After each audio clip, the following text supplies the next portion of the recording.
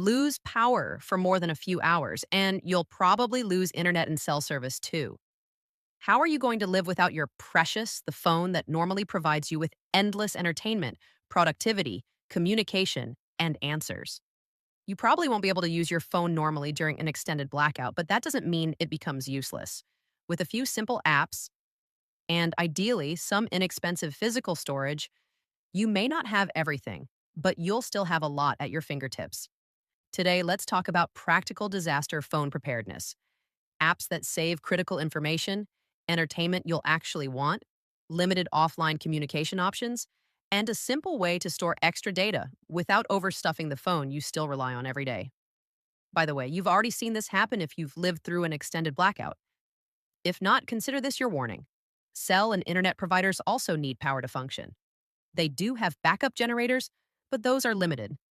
When outages stretch beyond a few hours, providers start prioritizing emergency services, and everyday connectivity is often the first thing to degrade or disappear. I have a previous video linked in the description that explains why internet and cell service fail during widespread outages, and it also covers basic emergency communication options. What it doesn't do is walk through how to replace all the other services your phone normally provides.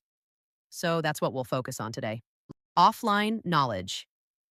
They say knowledge is power, and no, I can't promise enough knowledge to bring the power back online. But think about what you might need while you're waiting for the power company. If you need to get to an emergency shelter, leave town, or locate the nearest ice distribution site, you'll probably need maps. Google Maps lets you download entire regions for offline use ahead of time. If you want something fully offline by design, apps like Organic Maps or Maps.me store maps directly on your phone with no internet required once they're downloaded. And it's not just maps. If it's freezing and you need to remember how to protect your plumbing, or you need first aid instructions, having reference material matters. Apps like KeyWeeks let you download Wikipedia for offline use, and you can also save PDFs, first aid guides, home repair instructions, or local emergency information directly to your phone so they're available without internet access. Offline entertainment. What people don't always tell you is how boring most disasters can be if you're simply stuck at home without internet or TV. You and your family have probably already said everything there is to say about the weather. This is where offline entertainment matters more than people expect. Podcasts, audiobooks, music, movies, and TV episodes can all be downloaded ahead of time in apps you're probably already using. Even a couple of simple offline games or saved videos can make a long outage feel much shorter, especially for kids. I'm no kid, but my offline solitaire game got a lot of use during Hurricane Barrel's aftermath. Just check the App Store for games that don't require an internet connection. Limited communication options. For some people, the biggest concern is communication.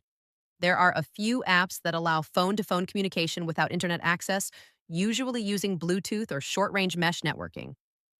Apps like BridgeFi can work in crowded areas, though they're not a replacement for normal cell service. Some phones also have built-in FM radio capability, which can be useful for local updates during outages. That said, I still recommend having a dedicated weather radio, ideally one that also covers AM and FM bands. FRS radios, basically higher-powered walkie-talkies, are another useful option and often include weather channels as well.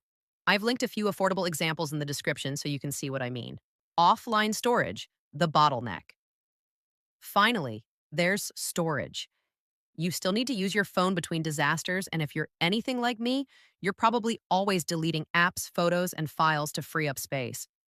That's why I don't recommend cramming all your disaster prep downloads directly onto your phone. Instead, small external USB flash drives made for phones let you store maps, PDFs, videos, and music offline without eating up your daily storage. Many newer phones can use simple USB-C flash drives, while older phones may need a compatible adapter. These drives are inexpensive, don't require internet access, and only get used when you actually need them. You can check the description for examples. So yes, sure, you'll probably lose internet and regular cell service during an extended power outage, but that doesn't mean your phone won't work at all. Right now, before an emergency, you can download apps and files that let you store critical information on a small external drive.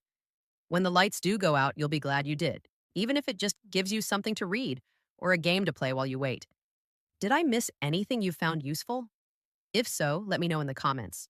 Some of the best suggestions on this channel have come directly from viewers, and a few have even made it into later videos. If you'd like more calm, practical emergency prep tips, consider subscribing to this channel and liking the video. It helps pass this information along and supports the work I do here. Until next time, take good care of your preps.